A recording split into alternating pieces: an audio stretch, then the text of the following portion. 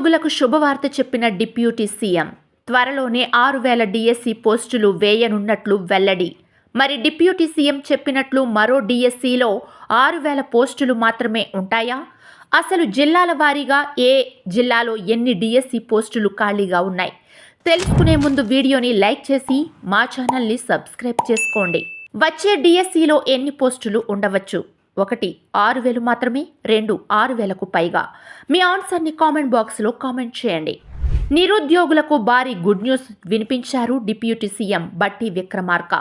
త్వరలోనే 6,000 పోస్టులతో mega DSC వేయబోతున్నట్టు బట్టి విక్రమార్క ప్రకటించారు.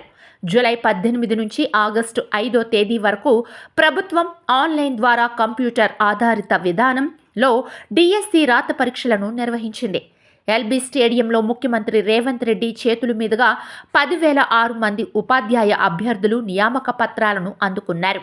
కొత్త టీచర్లు విధుల్లో చేరి పాఠాలను బోధిస్తున్నారు. అయితే డిఎస్సిని కోల్పోయిన అభ్యర్థులు మాత్రం మరో నోటిఫికేషన్ కోసం ఎదురుచూస్తున్నారు.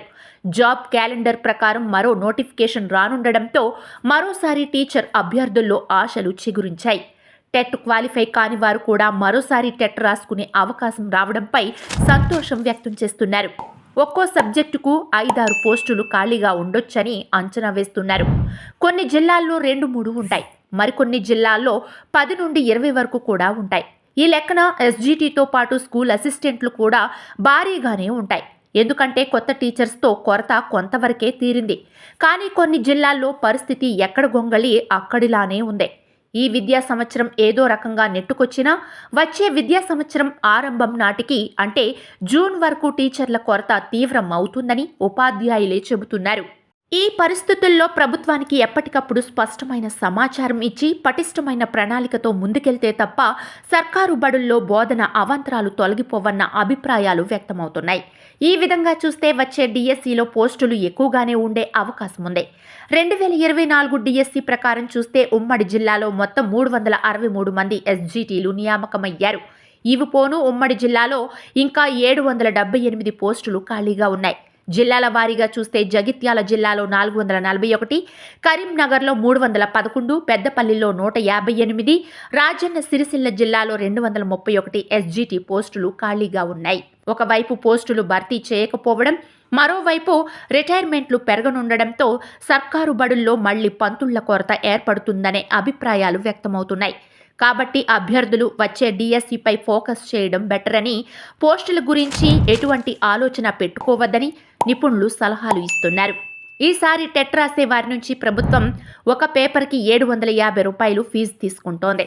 అదే 2 పేపర్లు రాసేవారైతే 1,000 రూపాయలు ఫీజు తీసుకుంటోంది. మరో గుడ్ న్యూస్ ఏంటంటే 2024 మేలో జరిగిన టెట్ రాసిన వారు మళ్ళీ ఇప్పుడు రాయాలనుకుంటే ఉచితంగా రాసుకోవచ్చు. అయితే అందుకోసం అప్లై చేసుకోవాలి. టెట్ హాల్ టికెట్లను డిసెంబర్ 26 నుంచి డౌన్లోడ్ చేసుకోవచ్చు. 2025 జనవరి 1 నుంచి 20 వరకు టెట్ పరీక్షలు ఆన్లైన్లో జరుగుతాయి. 8 భాషల్లో పరీక్ష ఉంటుంది. రోజు ఉదయం 9 గంటల నుంచి 11 గంటల 30 నిమిషాల వరకు ఒక సెషన్, మధ్యాహ్నం 2 గంటల నుంచి 4 గంటల 30 నిమిషాల వరకు రెండో సెషన్ ఉంటుంది. టెట్ 2024 ఫలితాన్ని 2025 ఫిబ్రవరి 5న ప్రకటిస్తారు. మొత్తం 150 మార్కులకు టెట్ పరీక్ష 2025 ఉంటుంది. టెట్ మార్కులకు డిఎస్సిలో 20% వెయిటేజీ ఉంటుంది. టెట్లో 2 పేపర్లు ఉంటాయి.